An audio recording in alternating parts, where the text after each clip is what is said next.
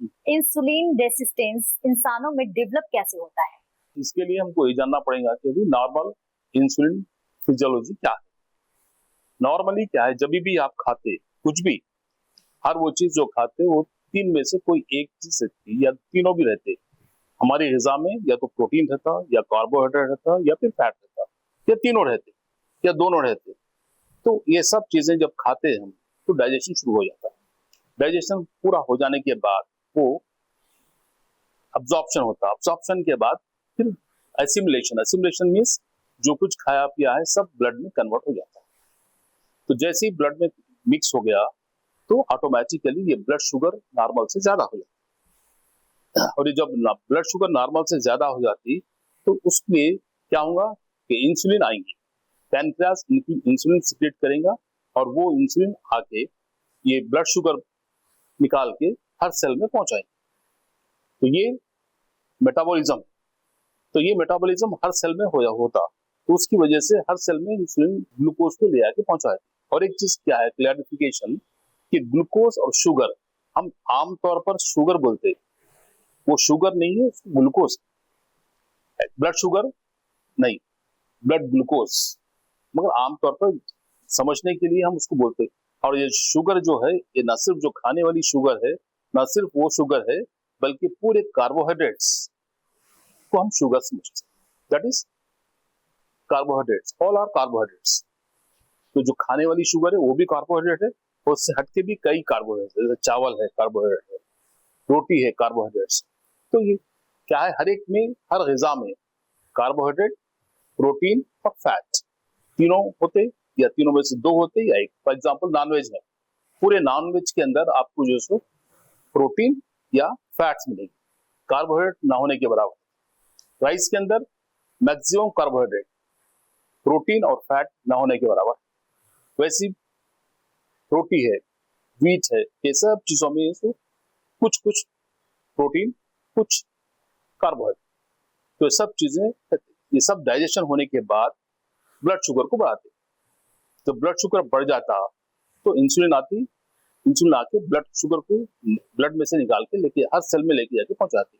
क्योंकि हर सेल में, इसलिए कि हर सेल में मेटाबॉलिज्म के लिए ये शुगर बेहद जरूरी है। और जब कब तक, जब तक के नॉर्मल ना हो जाए। जैसे ब्लड फिर नेक्स्ट टाइम फिर खाएंगे आप तो फिर यही होगा नॉर्मल। दिन में 10 बार खाएंगे आप तो 10 बार भी सेम सीक्वेंस चलते रहेगा। आप खाएंगे, डाइजेशन होगा, एब्जॉर्प्शन होगा, फिर उसमें ब्लड में कन्वर्ट हो जाएगा, और फिर इंसुलिन बढ़ जाएंगी, इंसुलिन आएंगी, ब्लड ग्लूकोज को निकाल के हर सेल में पहुंचाएंगे, ब्लड शुगर लेवल नॉर्मल हो जाएगा। ये नॉर्मली हर आदमी में, जानदार में होता। तो वो ब्लड शुगर नॉर्मल का मेन फंक्शन इंसुलिन का ये है कि उन्हें ब्लड शुगर को नॉर्मल करेंगे। ब्लड शुगर को नॉर्मल करने के लिए इंसुलिन जरूरी है इसलिए। और अगर बाई चांस ये क्या है, सब 2 घंटों के अंदर हो जाता, खाना खाने के, कुछ भी खाने के आप 2 घंटे के अंदर पूरा मेटाबॉलिज्म खत्म हो जाता, फिर ब्लड शुगर नॉर्मल हो जाती। ये क्या है, पूरा कंप्लीट सीक्वेंस है। अब अगर बाई चांस ये नहीं हुआ, 2 घंटों के अंदर अगर कंट्रोल नहीं हुई, तो there is something wrong with the metabolism. तो वो मेटाबॉलिज्म का रॉन्ग होने की वजह से डायबिटीज मेलिटस हुआ। ये इंसुलिन रेजिस्टेंस डेवलप होना शुरू होता है। इंसुलिन रेजिस्टेंस क्या है, कि जब मीठा कुछ भी आप कार्बोहाइड्रेट खाएंगे, इंसुलिन आएंगे, इंसुलिन आके पूरे ब्लड शुगर को निकाल के हर सेल में डाल दें, फिर खाएंगे, फिर इंसुलिन आएंगे। तो एक स्टेज ये होगा कि सेल्स पूरे फुल हो जाएंगे शुगर से। तो उसके बाद फिर इंसुलिन ब्लड शुगर निकाल के नहीं डाल सकती। तो जब ब्लड इंसुलिन काम नहीं करेंगी तो उसको बोलेंगे इंसुलिन रेसिस्टेंस। इंसुलिन का जो काम है वो इंसुलिन नहीं कर सकती, बिकॉज ऑफ, क्यों, क्योंकि बहुत ज्यादा शुगर आप खा चुके हैं, बहुत ज्यादा कार्बोहाइड्रेट आप खा चुके हैं, और पूरे सेल्स फुल हो गए। जब पूरे सेल्स फुल हुए तो अब ब्लड शुगर जाएंगे कहाँ, नहीं जाती, तो ब्लड के अंदर रहेंगी, तो ब्लड शुगर नॉर्मल नहीं होंगी। इंसुलिन आएंगी, इंसुलिन भी रहेंगी, मगर इंसुलिन कुछ नहीं कर सकती, तो उसको बोलेंगे इंसुलिन रेसिस्टेंस। सर, अभी आपने इंसुलिन रेसिस्टेंस के लिए फॉर्मूला बताया, उसका नाम क्या है? इंसुलिन रेसिस्टेंस का जो फॉर्मूला है उसको HOMA IR, IR means insulin resistance, HOMA HOMA IR insulin resistance is equal to fasting insulin level into fasting blood sugar divided by, उसका रिजल्ट होना चाहिए लेस देन हाफ। तो इंसुलिन रेसिस्टेंस नहीं है। अगर ये ऐसा नहीं है, कुछ कम है, ज्यादा है या कुछ फर्क है, तो इसका मतलब है कि उसको इंसुलिन रेसिस्टेंस है। इस स्टेज पे इंसुलिन रेसिस्टेंस के लिए दवाओं की जरूरत नहीं पड़ेगी और किसी इंसुलिन की जरूरत नहीं पड़ेगी, सिर्फ लाइफस्टाइल चेंजेस काफी, क्योंकि ये जो इंसुलिन रेसिस्टेंस हो रहा है वो भी लाइफस्टाइल चेंजेस की वजह से हो रहा है। सर, लाइफस्टाइल में ऐसा क्या चेंजेस हो रहा है जिससे इंसुलिन रेसिस्टेंस डेवलप हो रहा है इंसान? पिछले 20-30 सालों में कंप्लीट लाइफस्टाइल मॉडिफिकेशन हो चुका है। पहले की जिंदगी अलग थी, आज की जिंदगी अलग है। पहले आप लोग काम करते थे, मेहनत करते थे, मजदूरी करते थे, लोगों के पास कोई लाइफस्टाइल चेंजेस नहीं था, गाड़ी मोटर कुछ नहीं थी, पैदल जाते थे, एक्सरसाइज हो जाती थी, हर चीज होती थी। और आजकल क्या है, कोई चीज नहीं होती। पूरा ये चेंजेस पूरे इसलिए आए कि सबसे पहले डाइट में फर्क हो गया, इसके बाद सेडेंटरी लाइफस्टाइल हो गई, और तीसरी चीज क्या है, स्लीप बराबर, और चौथी चीज क्या है, उनका स्ट्रेस, जॉब में स्ट्रेस, पढ़ाई में स्ट्रेस, हर जगह स्ट्रेस। वैसे स्लीप रात में 12 बजे 2 बजे सो जाते, 6 घंटे की लाइफ नींद बराबर नहीं होती। कम से कम हर आदमी को 8 घंटे सोना चाहिए। 8 घंटे तो कोई सो ही नहीं रहा है, और कई लोग तो रात भर नाइट ड्यूटीज करते जाते, ये हो गया। और डाइट क्या है, हर चीज अवेलेबल है और पूरी प्रोसेस फूड है। कोई नेचुरल फूड हम नहीं खा रहे हैं आजकल, लाते फ्रिज में रख देते प्रोसेस करके, और उसको 1 दिन 2 दिन 1 महीना 2 महीने खाते रहते। ये सब चीजें जो है कंप्लीटली चेंज होने की वजह से बार बार खाते, जब भी भूख लगी, नहीं भी लगी भूख, खाते। इसकी वजह से ये पूरा चेंजेस आ गया, और ये चेंजेस की वजह से शुगर लेवल बढ़ जा रहा, शुगर लेवल की वजह से इंसुलिन रेसिस्टेंस डेवलप हो जा रहा।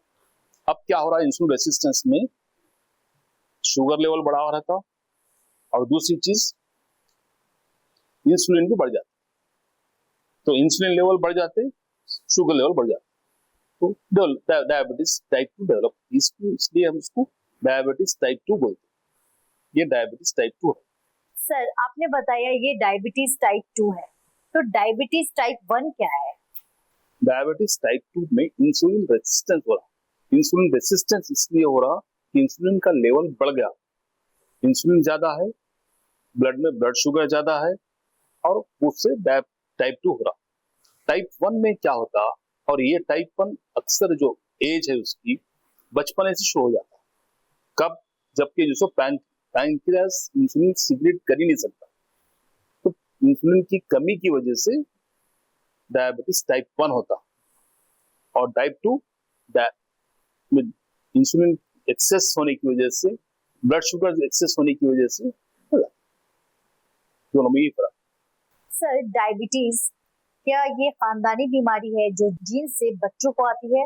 पहले भी हम ये समझ रहे थे कि ये हेरिटरी है, तो जो हेरिटरी है उसका फैक्टर, उसका एलिमेंट बहुत कम है। अब जो आ रहा सिर्फ लाइफस्टाइल मॉडिफिकेशन केस, इतना मॉडिफाइड हो गई है लाइफ कि पुराने जमाने से अब के जमाने में काफी चेंजेस आ गए, उसकी वजह से टाइप 2 डायबिटीज हो रही, डायबिटीज टाइप 2, और ये इसका मेन रीजन है insulin resistance. Sir, insulin resistance को कैसे मैनेज कर सकते हैं? अभी मैं आपको बता रहा, सबसे पहले इंसुलिन रेसिस्टेंस, उसके बाद प्री डायबिटीज, फिर डायबिटीज, फिर उसके बाद कॉम्प्लिकेशंस। पेशेंट जब आता आपके पास इंसुलिन रेसिस्टेंस के लेवल पे आता ही नहीं, क्योंकि एसिम्प्टोमेटिक रहता है। प्री डायबिटीज भी एसिम्प्टोमेटिक, डायबिटीज भी एसिम्प्टोमेटिक। पेशेंट जब आता तो कॉम्प्लिकेशन को ले लेके आ जाता। आप अक्सर सुने होंगे कि भी 20-30 साल में जैसे लोगों को हार्ट अटैक हो जाता है, लोगों को किडनी फेलियर हो जाता है, लोगों को अंधे हो जाते, ब्लाइंड हो जाते, ये सब डायबिटीज से कॉम्प्लिकेशंस। कब इंसुलिन रेसिस्टेंस का फेज खत्म हो गया, प्री डायबिटिक खत्म हो गया, डायबिटिक खत्म हो गया, फिर कॉम्प्लिकेशन में आ गया। तो इसीलिए ये जो टेस्ट अभी बताया HOMA IR, that is insulin resistance का टेस्ट, हर वो आदमी जो 20 ईयर से ज्यादा है उसको कर लेना चाहिए। तो that is a preventable, diabetes is a preventable, but it is very difficult to treat, right? Diabetes is a preventable but it is very difficult to treat. तो इसकी वजह से कि वो उसका स्टेज, डिफरेंट स्टेज रहते, वो स्टेज पे ही आप उसको ट्रीट कर सकते, नहीं तो उसको ट्रीट करना मुश्किल हो जाता है। तो इसमें कैसा ट्रीट कर सकते हैं, अभी आपको बताया हमें कि इंसुलिन रेसिस्टेंस जो हो रहा, वो इंसुलिन रेसिस्टेंस जो हो रहा वो लाइफस्टाइल मॉडिफिकेशन की वजह से हो रहा। इसके अंदर इंपॉर्टेंट चीजें क्या हैं? सबसे पहले diet, first is diet, second is exercise. आजकल कोई आदमी चल रहा फिर रहा बिल्कुल नहीं, सब गाड़ियों में चल रहा है, तो एक्सरसाइज जीरो। इसका थर्ड स्लीप, स्लीप भी अंडर नॉर्मल हो गई है, स्लीप भी डिस्टर्ब हो गई, लोग कोई भी 8 घंटे नहीं सो रहे। उसके बाद एवरीवेयर स्ट्रेस, ये 4 चीजें जो हैं जिसकी वजह से इंसुलिन रेजिस्टेंस डेवलप हो रहा है। ये 4 चीज को अगर आप कंट्रोल करें तो इंसुलिन रेजिस्टेंस को कंट्रोल कर सकते हैं। और ये insulin resistance is a treatable, इसलिए जितनी जल्दी हो सके अगर आप ये टेस्ट करवा लें और मालूम हो जाएगा कि भाई ये टेस्ट की वजह से आपको इंसुलिन रेजिस्टेंस है, तो उसको आप डायबिटीज को प्रिवेंट कर सकते हैं, प्री डायबिटीज को प्रिवेंट कर सकते हैं, डायबिटीज को प्रिवेंट कर सकते हैं, कॉम्प्लिकेशंस भी प्रिवेंट कर सकते हैं। मगर आपको अर्ली मालूम होना चाहिए, जबकि उन्हें इंसुलिन रेजिस्टेंस के स्टेज पे ही मालूम हो गया तो ट्रीट कर सकते हैं। तो दोस्तों आज हमने जाना डायबिटीज के मेन सिम्टम के बारे में, प्रिवेंट के बारे में, डॉक्टर MA सत्तार सर से उनके वैल्यूएबल गाइडेंस के साथ। बहुत शुक्रिया सर आपका। I am doctor MA Sattar, specialize in diabetes. If you are having any problem, any queries, any questions, feel free to ask anytime. And till that, stay healthy, good night, sweet dreams. मैं हूं शिमा शम्स और मिलते हैं ऐसे ही health topic के साथ। तब तक के लिए स्टे हेल्दी, स्टे अवेयर। धन्यवाद।